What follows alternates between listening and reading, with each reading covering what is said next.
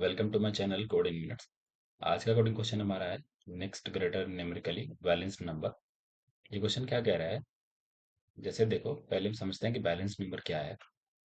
जैसे n equal to 1 है, मतलब क्या 1 एक बार है? जैसे जितनी बार डिजिट आया, जैसे 1 आया तो 1 एक बार है, तो हाँ, एक बैलेंस्ड नंबर आया। फिर चेक करो क्या 2 एक बैलेंस्ड नंबर है, 2 और 2 2, तो दो बार आना चाहिए था, एक बैलेंस्ड है। फिर एक नेक्स्ट नंबर देखते हैं, 1 2 2, क्या ये बैलेंस्ड है? तो देखो, इस 3 डिजिट के नंबर में 1 एक टाइम है और 2 दो बार है, तो इसका मतलब ये बैलेंस्ड है। तो इस क्वेश्चन के हिसाब से बैलेंस का ये डेफिनेशन था। ओके, अब समझते हैं हमें फाइंड क्या करना है। जैसे n इक्वल टू 1 है, तो उसका नेक्स्ट ग्रेटर जो बैलेंस्ड है वो फाइंड करना है। तो 1 से नेक्स्ट बड़ा क्या हो सकता है? एक 2 2 भी हो सकता है, 1 2 2 भी हो सकता है, जो बैलेंस होना चाहिए। लेट मी राइट हियर, जो बैलेंस होना चाहिए। तो उससे जो जस्ट बड़ा है वो 2 2 है, तो हमारा आंसर क्या आएगा? 2 2, 22 है आंसर है हमारा। Okay, let's try example number 2।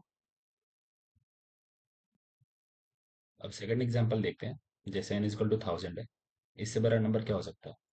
इस केस में देखो, 1 एक टाइम्स और 2 दो बार आया, 3 तीन बार लिख सकते हैं। लेकिन ये नंबर 1000 से काफ़ी बड़ा हो गया, तो जस्ट बड़ा क्या होगा?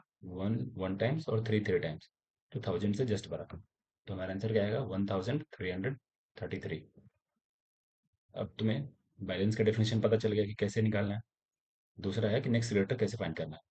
अब देखो, कंस्टेंट हम चेक करें एक बार। कंस्टेंट दिया है 10 रेज टू द पावर 6, इसका मतलब मैक्सिमम जो नंबर होगा वो कहाँ तक जाएगा? 10 रेज टू द पावर 6 तक। और जो मैक्सिमम अनबैलेंस्ड नंबर 10 की पावर 6 में निकालना था हमें, अब बैलेंस कितना आएगा? जैसे 1 एक टाइम्स रखा, 2 दो बार, और 4 को 4 टाइम्स रखा, तो कितनी बार आया? 10 की पावर 6 तक नंबर पहुंच चुका है, मतलब इसको तो क्रॉस नहीं कर सकता वो नंबर। तो मिल गया हमें कि कहाँ तक लूप को चलाना है। So let's start our code. And I equal to, जो नंबर है उसे जस्ट बार निकालना है। आई इक्वल टू n+1 से स्टार्ट करा, आई इज लेस देन कहाँ तक? 1 one times, 2 two times and 4 four times, I plus plus. फिर चेक करा क्या वो नंबर बैलेंस है, इज बैलेंस्ड। अगर वो नंबर बैलेंस्ड है तो जस्ट रिटर्न, मतलब अगर वो नंबर बैलेंस्ड आया तो इसी समय रिटर्न करना है, हमें आगे जाने की जरूरत नहीं है। अगर नहीं मिला तो रिटर्न -1। वैसे -1 पे हमारा रिटर्न स्टेटमेंट पहुंचेगा नहीं, सिंस कोई ना कोई एक बैलेंस नंबर हमें फाइंड करके देना ही है। चलो बैलेंस कोड करते हैं। Okay, let's write our balance code. Goal is balance. अब जैसे देखो, 0 से 9 तक ही हमारे पास डिजिट है, तो क्यों ना हम एक 9 साइज का एरे बना ले। 0 से 9 मतलब 10 साइज का एक एरे बना ले। वेक्टर एंड, जिसका नाम हमने काउंट रखा, और 0 से इनिशियलाइज करा, 10 साइज का एरे 0 से इनिशियलाइज करा। ओके, उस नंबर का काउंट हमें बढ़ाते जाना है। तो while n is greater than 0, पहले हम डिजिट निकालें। n digit is equal to n modulus 10। जैसे यहाँ पे देखो, n इज इक्वल टू आया 1 2 2, अगर इससे इसका हम 10 से मॉड लेते तो क्या बना? 2।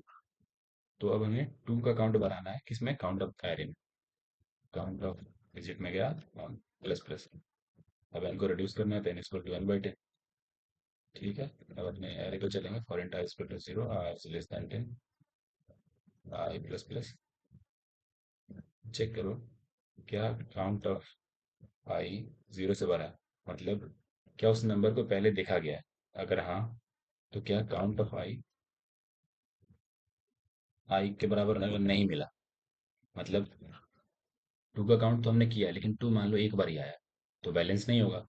तो 2 का काउंट कितनी बार आना चाहिए? 2 बार, मतलब आई का काउंट आना चाहिए आई टाइम्स। अगर ऐसा है, अगर ऐसा नहीं हुआ, इसका अपोजिट हो गया, तो क्या करना है? वहीं से रिटर्न फॉल्स हो जाना है। अदरवाइज लास्ट में क्या रिटर्न करो? ट्रू रिटर्न कर देना। Let's try to run. I think this is the most simplest solution. I think there is some issue in the code. There is just a typo, so let's me just fix it. Okay, try to run again. Yes, we have passed all the test cases. Submit करके देखते हैं।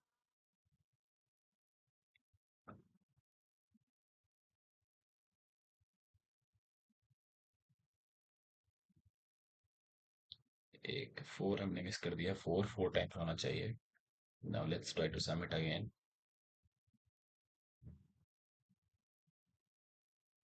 Yes, we have passed all the test cases. Thank you. See you in the next video.